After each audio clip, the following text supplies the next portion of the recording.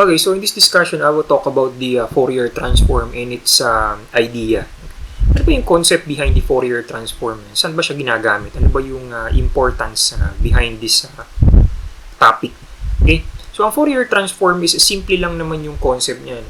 If I have a given function f of t dito sa left side, f of t, kaya ang ginagawa niya is tinatransform niya from time domain yung given function f of t into frequency domain. Or in short, dine-decompose niya yung frequency components nitong function f of t. Kasi halimbawa, mayroon akong given function na, for example lang, f of t equals sine 2 pi t minus cosine 3 pi over 40. Okay. Madaling i-interpret to kasi halimbawa mag-a-analyze ka ng isang signal or function. Okay. Halimbawa, evaluate mo yung ito na lang, huwag na tayo magpakalayo na. Evaluate natin tong f of t into at time equal sa 0.1. Madali lang i-evaluate mo lang, no? Evaluate mo lang, isa-substitute mo lang yung 0.1 dito sa given function and then mahahanap mo na yung respective amplitude nun.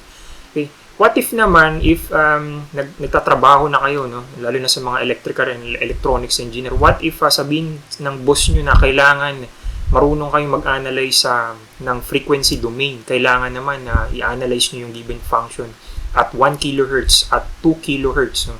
So, hindi nyo na pwedeng gamitin tong gantong approach sa time domain. So, kailangan marunong kayong mag-analyze into frequency domain. But, actually, sa totoong buhay, hindi naman talaga sinosolve, no? Bawa, may papasolve sa inyo yung boss nyo, no, sa isang kumpanya na kailangan ano ba yung output nitong particular signal na to at this particular frequency. Hindi nyo namang isosolve yun, no? Meron namang mga tools na kailangan yung nagagamitin nyo na para hindi na kayo mahirapan. But anyways, dinidiscuss ko lang kung ano yung concept behind this. Basta yun lang siya. Yung Fourier Transform, ginagawa lang niya is meron akong function sa time domain and dine-decompose niya sa frequency components or tinatransform niya, no, from time domain to frequency domain. Okay? So, ano bang gagamitin natin formula for Fourier Transform? Okay. So, madali lang to. No? Hindi to kasing complicated ng Fourier series. No?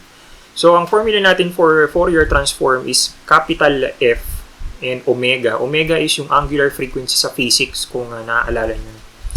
So, f of omega, 1 over square root of 2 pi integral from negative infinity to positive infinity f of t dt. Okay, meron pa pala tayong nalimutan.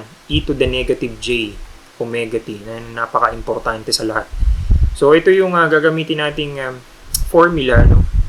Para ma-transform natin yung given function f of t in time domain. Okay? So, let's have an example.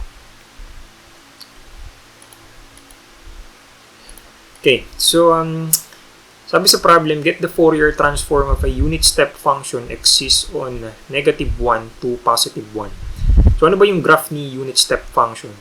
Okay, kung yung iba sa inyo, no, lalo na yung mga ECE tsaka EE na merong signals na subject, okay, I think marunong na kayo ng ano ba yung graph or may idea na kayo ng graph ng unit step function. Okay, para sa hindi, ang graph ng unit step function is just amplitude niya ay 1. Amplitude niya ay 1 na nag-e-extend from negative infinity to positive infinity. Okay, amplitude niya lagi ay 1. Ang ibang designation sa libro ay u of t. Okay. So, yan yung pag meron kayong nakitang ganyan, no, may given function na u of t, matic yan, ganito yung graph niya. From negative infinity to positive infinity, ang amplitude niya ay 1. But obviously, hindi naman natin i-integrate from negative infinity to positive infinity sa particular problem to kasi may binigay siyang domain from negative 1 to positive 1 lang. So, yung graph natin is from negative 1 lang. From negative 1 to positive 1 lang. Ay, may amplitude tayo, 1. So, ang f of t natin dito is 1. Or u of t. Okay. Kung di pa kayo sanay sa u of t, di 1 lang muna yung isulat. Okay, so madali lang to, no? Formula natin ay f of omega equals 1 over square root 2 pi integral from negative infinity to positive infinity f of t e to the negative j omega t dt. So, substitute natin. Ang limit of integration natin is from negative 1 to positive 1. F of t natin is 1. E to the negative j omega t dt. So, evaluate natin. 1 over square root of 2 pi. Ano bang integral ng e to the negative j omega t? So, u substitution to, no? Hindi ko na i-discuss in detail kung paano yun. Dapat marunong na kayo. No?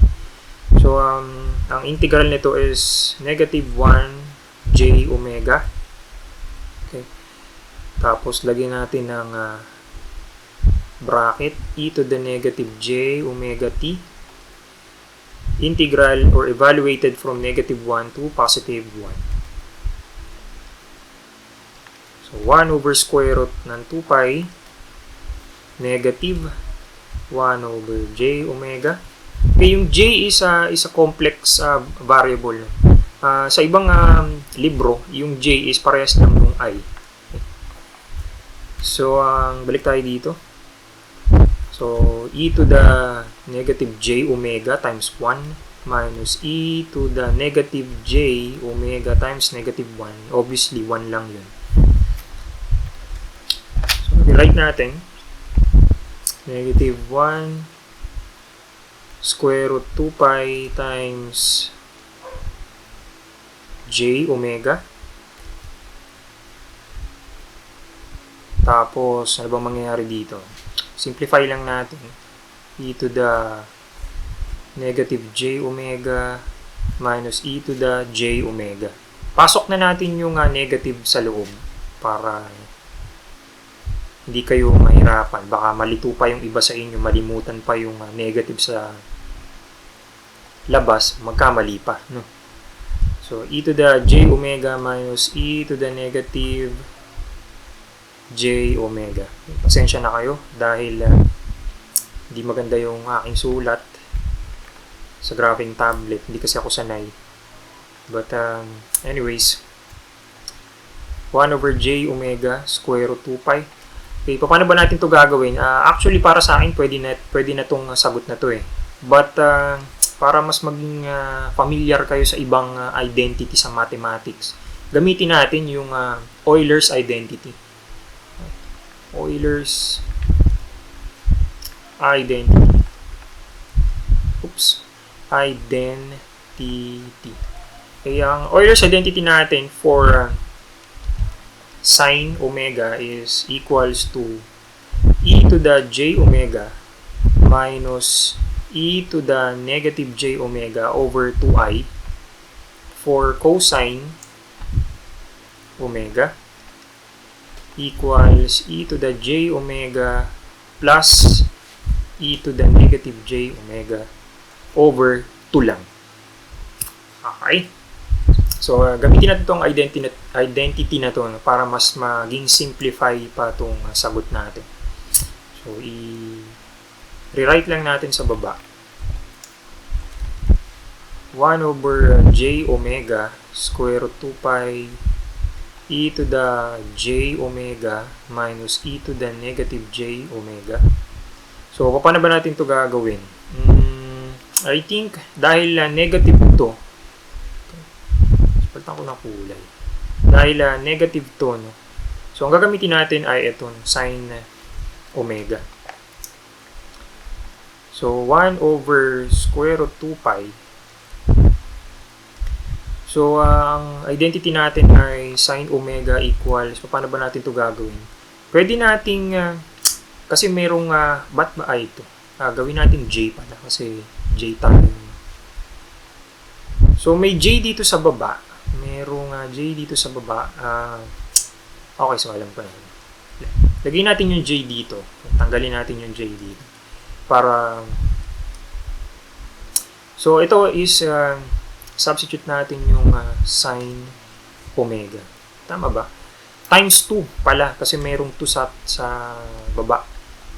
So, cross multiply natin 2 sine omega equals e j omega minus e to the negative j omega over j. So, yun, tama. So, papalitan natin to ng 2 sine omega. Magiging 2 sine omega. Okay, nag-iba-iba na yung kulay. Pasensya na kayo. 2 sine omega okay, over omega.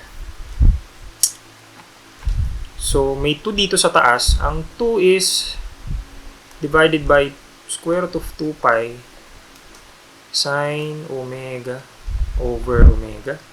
So, pwede pa natin itong i-simplify. So, yung 2 sa taas is parehas lang ng 2 raised to 1 half times 2 raised to 1 half divided by 2 raised to 1 half times pi raised to 1 half. Parang ganun yun eh, pagka sinimplify mo yung sa denominator. So, makakancel yung 2 raised to 1 half, may matitirang 2 raised to 1 half sa numerator. So, pwede natin pagsamahin sa loob ng square root. Sine omega over omega. So, ito yung sagot natin.